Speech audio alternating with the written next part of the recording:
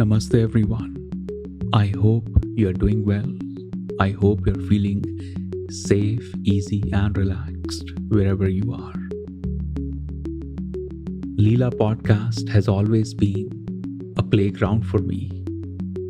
Earlier it was Break the Norms podcast. That was the beginning of a playground. It expanded into Leela podcast, and I'm so thankful for it. I often reflect on how can I make it more fun, valuable, accessible for all of you. And in that attempt, I experiment with different ideas. And two different ideas are currently showing up. One of them is currently in this episode.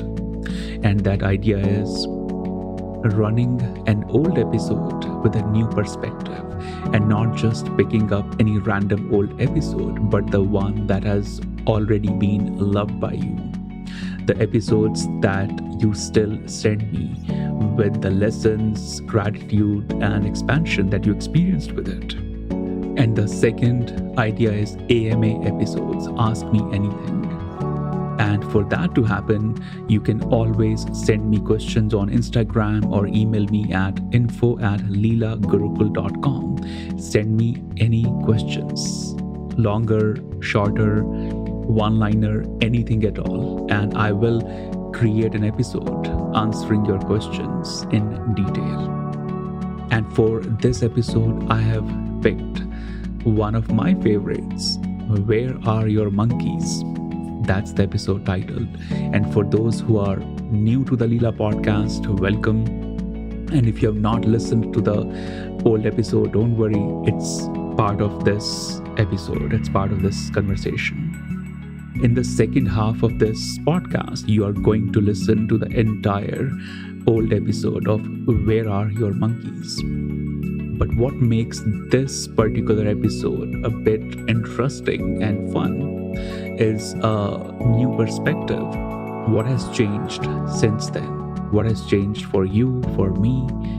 What has changed in the overall consciousness since we shared that teaching or that knowledge? And one thing I do want to share with you before I even recorded this audio that you are listening, I played the old episode, and in the first 1 minute, I started judging myself, started asking myself, why did you say this? That wasn't required. Those are just extra words. And I could feel the uneasiness in my body. That's the self-judgment. I remember feeling that when I first recorded the episode of Break the Norms podcast then. But these moments of uneasiness, these self-judgments, these confusions, they are essential part of your growth. It's very much possible I'll listen to this episode in 6 months or 6 years or maybe a year from today, and I'll judge this episode too. And that's all right. The point is, this is the part of the playground that I want to share with you today. So this episode is all about knowing your playground. The earlier episode was Finding Your Monkeys, which was all about knowing the friends, the tribe that you belong to, the tribe that will see you, that will love you no matter what. A few things have changed since then. Monkeys are still my favorite, no doubt about it. But there is a new competition to the love of monkeys, and that's ducks. Exactly. When I say duck, people ask, duck or dog? What do you mean? Duck the bird, right? And I say, yes, duck, D-U-C-K, duck the bird. So a year ago, a duck showed up outside my door.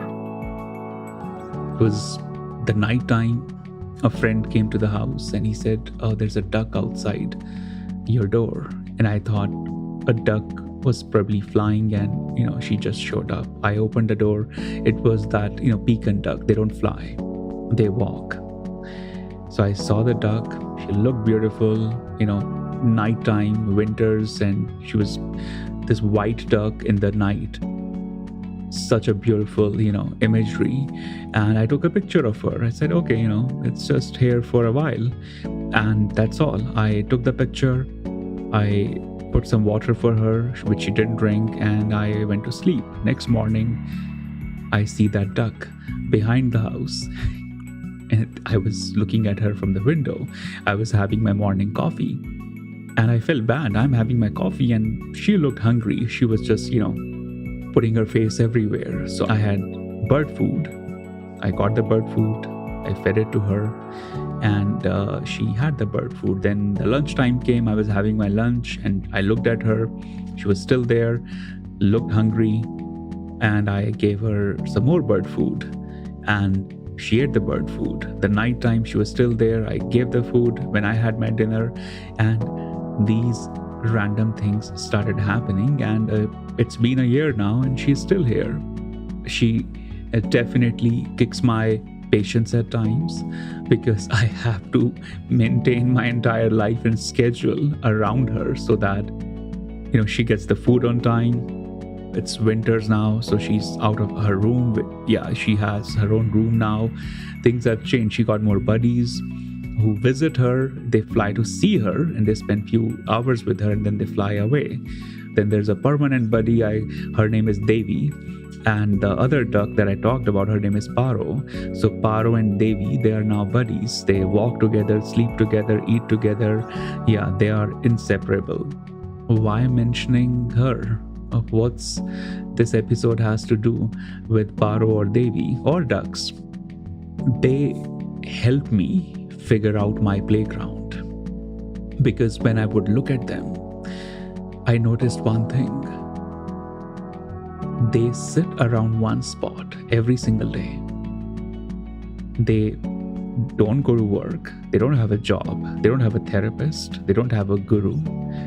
They haven't gone to school. They don't know from where the next meal will come. And yet they are just there. Look at their faces. They are relaxed. They're always relaxed. Of course, when they don't get their food on time, they are a bit grumpy. But that's all. They'll manage the food. They're back to their element. Day and night, they are in such a ease with the nature. Maybe they have found their playground. But definitely they help me to reflect on this one question. What is my playground? Where is my playground? Last year, I also made a big transition. I had to shift a lot of my creative base from LA to New York because I got into an advanced tantra training. And that required me to spend much more time in New York. I, travel much more frequently between LA and New York. And it still requires a lot of my energy, time, resources to just, balance it all out. And it's exhausting. Also in the COVID, it was just a very weird phase of just looking at your screen and connecting to everyone through phone, through Zoom calls. And when I started making this transition toward New York, I also realized the tribe that existed 10 years ago, 13 years ago, they are all moved out. Things are so much more different. The college buddies I had here in New York, they are, in different countries, different cities. Everything is changed. And although it felt like an interesting moment of self-reflection, sort of uneasy moment that, all right, my comfort zone, my comfort tribe is not here anymore. So what happens now? What do I do? I'm an introvert and I thought I'll be fine. And yet I started to feel a bit impatient, a bit uneasy to go deeper into my creative expression, to reinvent my creative expression. As a result of that, Goddess Rising happened. But as a result of that, many other things started happening. I ventured into spaces which I never thought I would, go into. I started showing up in places that I thought I would never show up. For example, for the first time in my life, I joined a writer's club. And, I truly believe And I've often said this, that I want to be in a room where no one knows me as the guru or the teacher. In fact, they know me as someone who is the least experienced among everyone in the room, because I don't want to be the one to give advice. I don't want to be the one, to give some wisdom nuggets. But I want to be the one who can receive, who can just look stupid, ignorant, silly, and doesn't know what he's doing, because I want to reinvent how I show up for myself. And this writers club is not the writing space I've always been in. I've always been in philosophy, spirituality, poetry, but this writers club is all fictional writers. I don't read fiction, I don't write fiction, but I love the words, the expressions, the storytellers who write fiction. And the best lesson I learned is that the greatest way to make significant progress is to put yourself in a space, in a place where you think you don't belong, and let the practice reduce the gap. Let your dedication reduce that gap. So that writers community is becoming that place where I thought I don't belong here. But I'm respecting, loving the process. I'm loving myself as I show up, because it's not my comfort zone. And the point is, this is playground. And playgrounds don't always have to look familiar. Playgrounds don't always have to look in your comfort zone. And one of the best playground you could arrive at is the playground where you're not focusing on a specific result or an outcome. Of course, if you join, let's say, a fitness, community, or maybe you start writing, or maybe you learn singing, or maybe you start to learn taxes. But as long as the goal is not to accomplish all of that in 6 weeks and then start, creating programs or coaching, teaching, writing next book, as long as those material goals are not dictating your process, you're fine. Because as kids, we loved showing up in playgrounds for the sake of it, for the love of it. Second point about playground, others may not get the idea of your playground. Others may not understand your idea of playground, and that's all right. Your playground is your intimate space. It's your personal space. You may love it, you may hate it, but that's between you and your playground. Don't let others dictate how your playground should show up.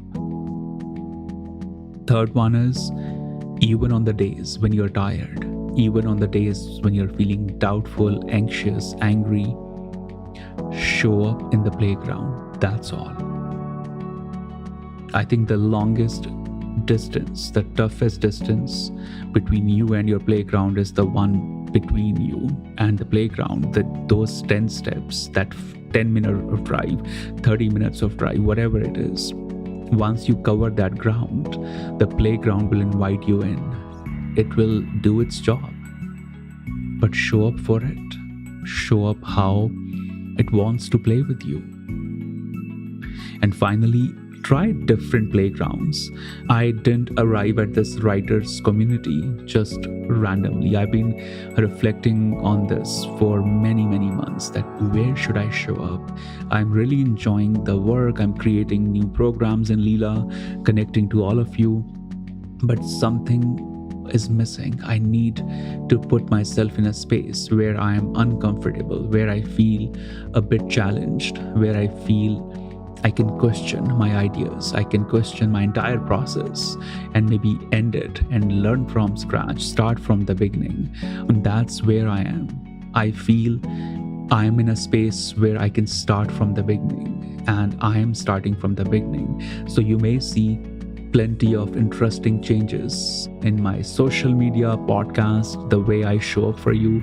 Keep supporting, keep encouraging, keep sending your suggestions, questions, thoughts, because I pay attention to everything you share. And finally, the episode that's going to begin now is the old one where you're going to hear about the monkeys.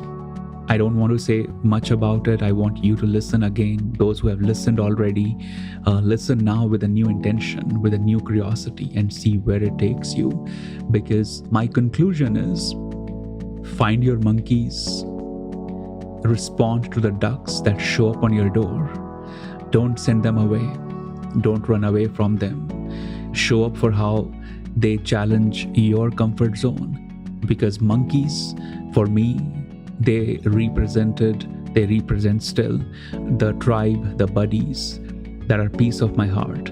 And the ducks represent those moments of love where you are not inviting, you're not expecting, but they show up and you have a choice to close the door, send them away, or show up for them. And in my experience, if you show up for your ducks, it's going to be game changer.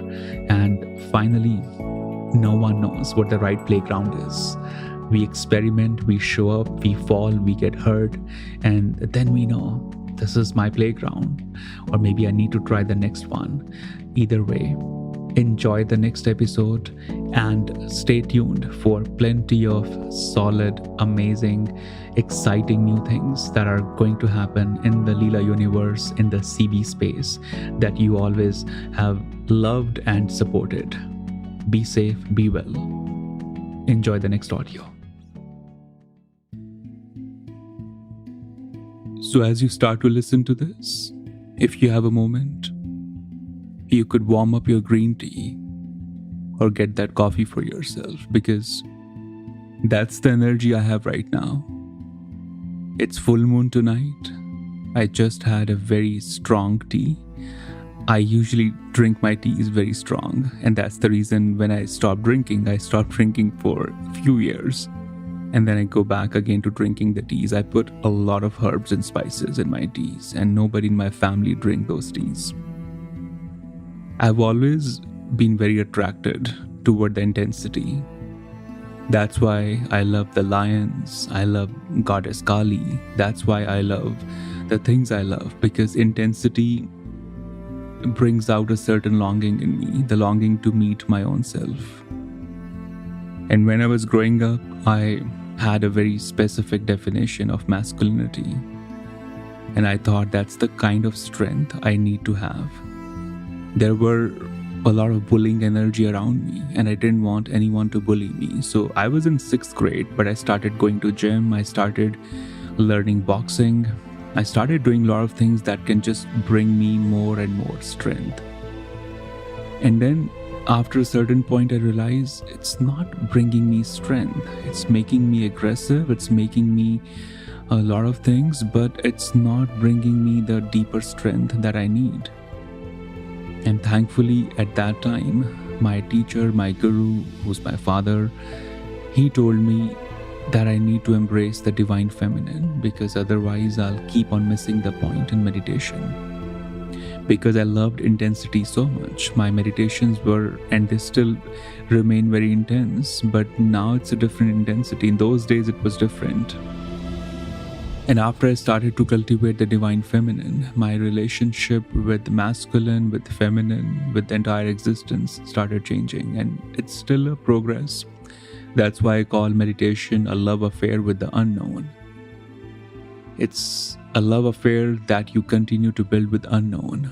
And that's why it's a love affair. That's why it's just eternal. It continues even after the body dies. It continues forever. And today, I usually have no topic, no specific outline for the podcast. But today I didn't want anything in my head. I just turned the mic on and I wanted to just share something, share whatever that would come to my mind, because I feel we all need to exchange a certain love note of strength, a certain love note of vulnerability. And the first thing that's coming to my mind is how we all need to redefine our strength. I mean, I have been redefining my strength for years and years. And whenever I start to work with any student, that's the first thing I start to notice in them. And I don't talk to them about it. I notice how are they connecting with their strength, how are they defining their strength, because when our relationship with our Shakti starts to change, then everything changes. And Shakti is a Sanskrit word which means strength, but Shakti also means sacred feminine. And this is the reason why I started doing the weekly meditations on Instagram, and I call them Shakti Meditation Series, because not only I need the strength, but I know you also need the strength. We all are in this together. And when we all are conditioned to think about our strength in a certain one-dimensional way, it will obviously mess up our blooming. If a rose is forced to become sunflower, or even worse, cauliflower. I mean, I love cauliflower, but can you imagine a rose becoming a cauliflower or a cauliflower becoming a rose? It cannot, right? It's just impossible. But that's what is happening with all of us. We are born to become tomato, and then we are told you cannot be a tomato, you got to be kale, because kale is loved by everyone. I hope you get the point. I love both, by the way, but I love tomatoes a little more. The challenge is we are told to witness our strength, to witness our energy in a very wrong way. And this is the reason when life throws a certain disaster, we don't know how to cope up with it. Or when someone offers us a love, authentic love, deep love, divine love, we don't know how to return it. We don't know what to do with it. And we end up keeping that away from us because we are simply not trained to receive. We are not trained to cultivate the most beautiful things in our life. While I was growing up, I developed a certain emotional bond with a lot of animals. One of the reasons was because I grew up in a tiny town near the Himalayas. So there were a lot of animals, especially elephants, monkeys, snakes. And I still have a lot of fondness for all of them. But the lion and the monkeys, lion is my strength, but monkeys are my weakness. If you want to make me stronger, put me with the lions. But if you want to make me emotional, put me with the monkeys. And I'll tell you something that happened which shocked me. This is from last year. I don't know if I shared this already, but this is something that felt extremely personal at that point. So it was my retreat to India last year, the retreat I was teaching in the Himalayas. And we were having breakfast. There were 3 people sitting in the breakfast table, and I know the other 2 will listen to this episode. So huge shout out to Parinas and Daniel. So I was having breakfast with these 2 beautiful ladies, and Daniel, being the wonderful human she is, she was just talking about the wonderful Himalayas and how she's witnessing that I connect so much with the nature and with the mountains in the Himalayas. And I started talking with her about the monkeys, and I said, monkeys were jumping around us at that time. And I was just so joyful looking at them. And she said, you are so happy looking at the monkeys. And I said, my father never calls them monkeys. He says they are your friends. So I've grown up knowing monkeys as my friends, because not only I was a huge devotee of Hanuman, who's known as the monkey god in India, or more like in America. In India, he's known as Hanuman. So I developed a very emotional bond with them. But, the last few years, I have been extremely occupied in doing the work I do. I visit India a lot, but my spiritual path, my quest to attain a certain spiritual ecstasy has been my major prime goal. And that love affair has gone on its own intensity.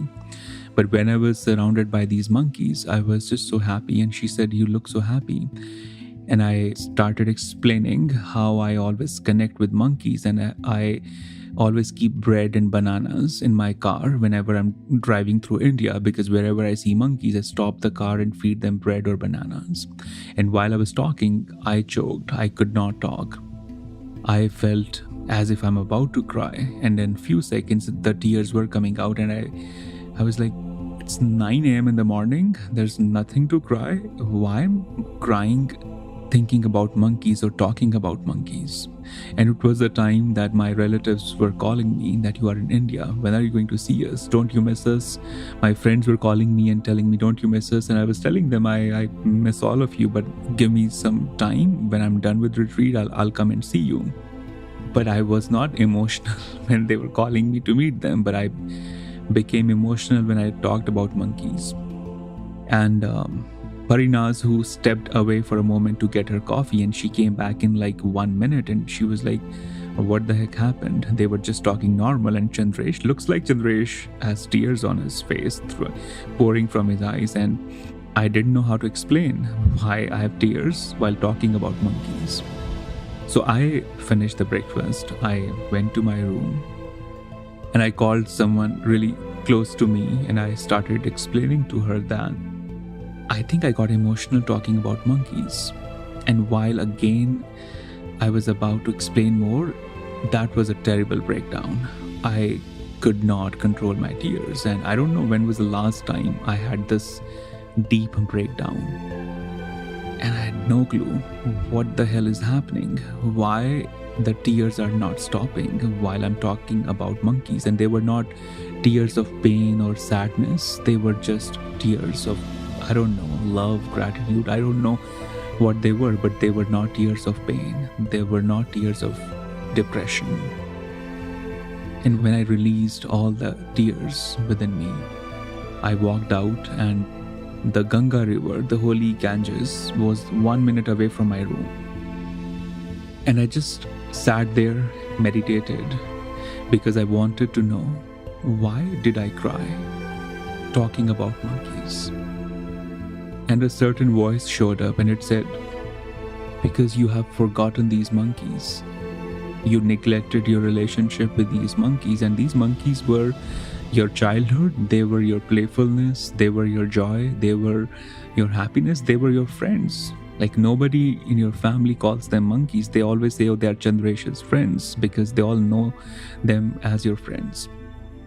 And that voice clearly told me, you forgot your friends. You have been too busy healing, talking about healing, teaching, writing, indulging in your poetry. You have grown up, you are adult now, so your friends have changed, and you forgot the friends that you made when you were a little kid.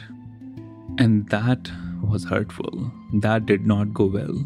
And I realized I have actually ignored the most special, the most incredible, precious people in my life, and they were monkeys.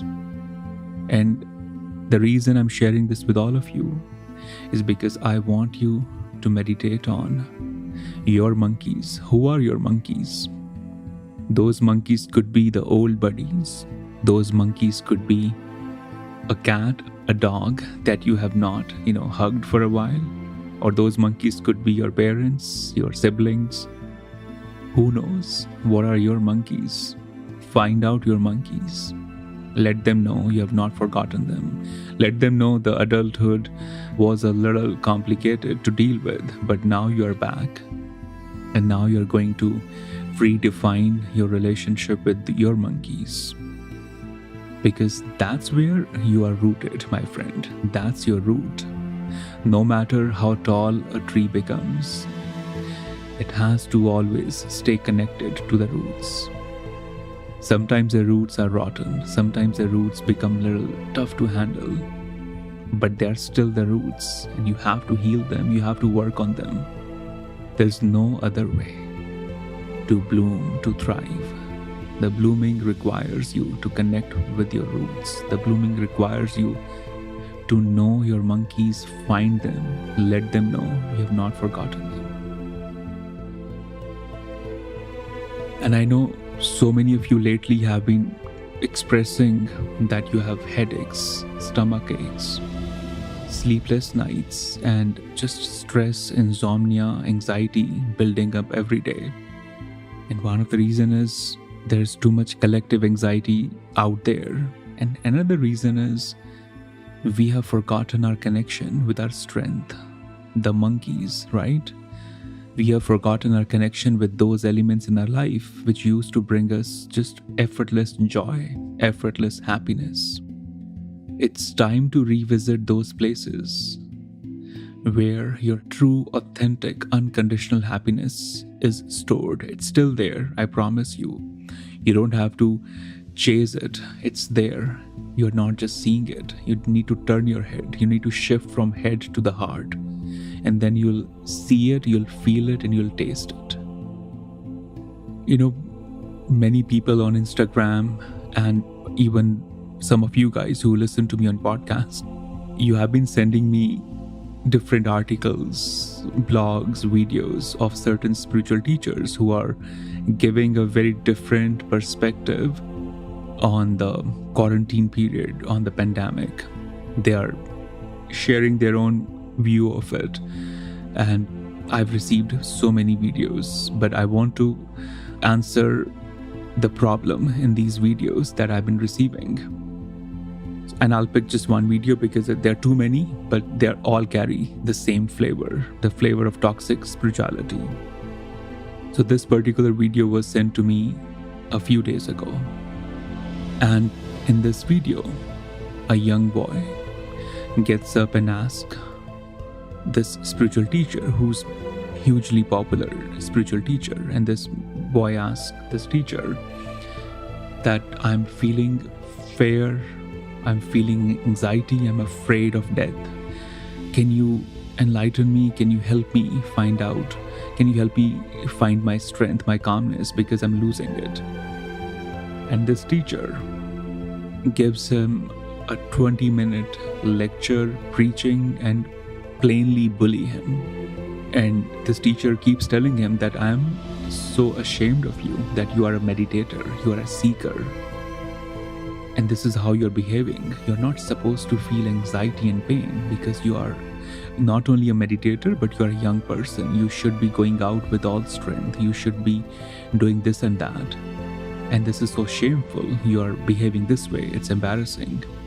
And it went on for 10 minutes, 15, 20 minutes. And after he was done, this teacher's students, they started applauding the teacher.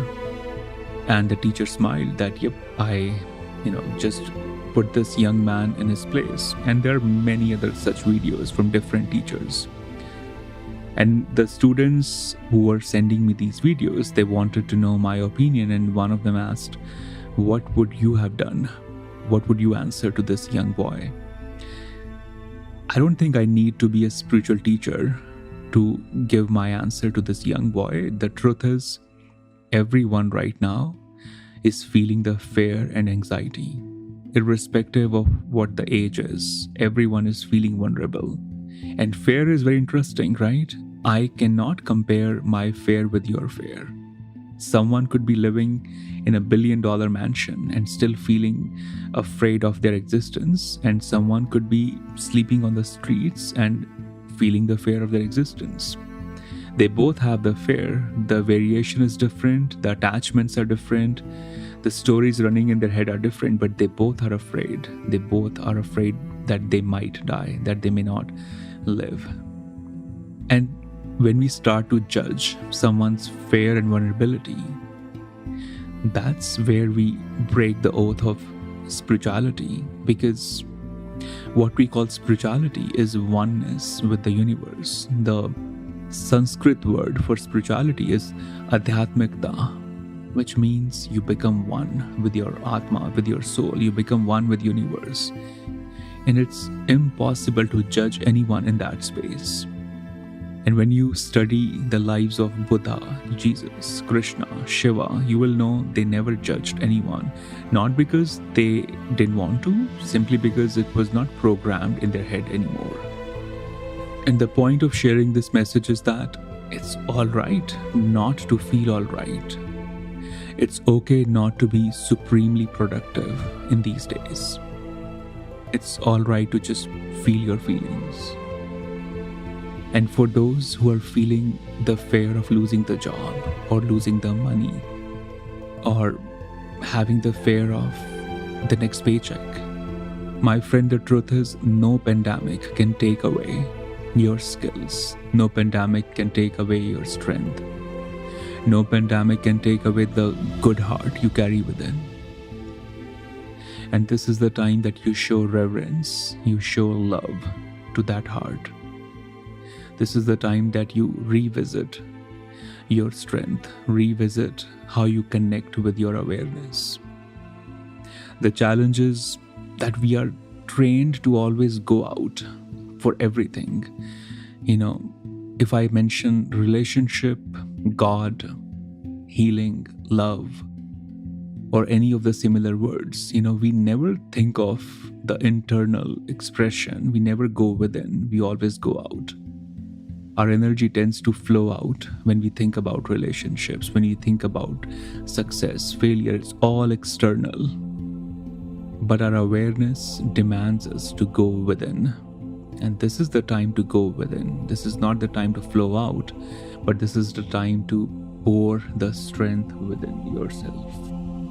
It's not the time to say that my spiritual technique is better than yours, or if you are a meditator, how dare you feel this pain. And this has happened with me in my life, and this is the reason, one of the reasons I changed certain things in my lifestyle, because I have many examples, but just one of them I'll share with you. I fell ill few years ago. My grandfather passed away. He was in India, and I was there to do the final rituals for him. And I fell ill. I was traveling within India. I was not eating the right food, and I lost my voice for a while. I was not able to speak. But every other person, 95% of people, pointed out flaws in my spirituality because I was unwell. They all said, "Oh, you meditate. How come you are unwell?" And I would explain them, because I was traveling, I was, not eating healthy food. I was eating street food. Probably emotional eating was happening. And of course, now I'm unwell. But they attacked spirituality. And I witnessed that when I was 15-year-old, when my sister passed away.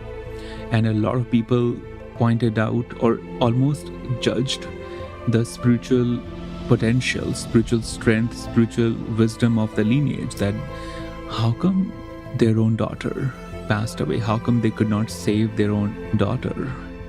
And I realized, no matter what, people will find a certain way to attack, whatever they want to attack.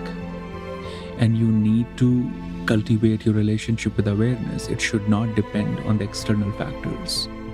The success, the failure, the joy, the criticism, it all has to be cultivated within. No one on the external should have a button to turn you on or turn you off. That's what the journey of spirituality really is. And this is the time to let go of that human control, to let go of that demand and expectation that you put on yourself, and come back to your home, come back to your roots. And before I end the podcast, I want to remind you of that monkey story. I promise you, you all have your monkeys. You just got to reconnect with them. You need to find out and define who are my monkeys. And when you find them out, let them know how incredibly grateful you are for them, and that you will always find ways to reconnect with them, because this world is going to get crazier. Once this is over, it will not be over. And what I mean by that, the virus may go away, the vaccines may come, but the fear, the trauma, the distance that we all already had between the humans, it will only grow further, because the fear of social distancing will remain in the head and heart of many people, because everyone will be afraid that, I don't know when that will pop up again. So if you are hanging out with your monkeys, you have nothing to fear, because they'll protect you. They'll always have your back. And I'm actually curious to know when you find out who are your monkeys. So tag me in your Insta story. Let me know who are your monkeys, and let me know what you think of this podcast. I had zero clue what I was going to talk about, but I hope you enjoyed it. I literally felt I'm sitting with all of you and just having this chat. I genuinely love all of you. Take very good care of yourself, and we'll meet in the next episode. May the teachings of Tantra continue to guide you and heal you. And I hope Leela Gurukul helps you to unlearn the old and embrace the unknown mystical possibility unfolding for you. To support this podcast, share it among the seekers who are ready for the next step in their spiritual path.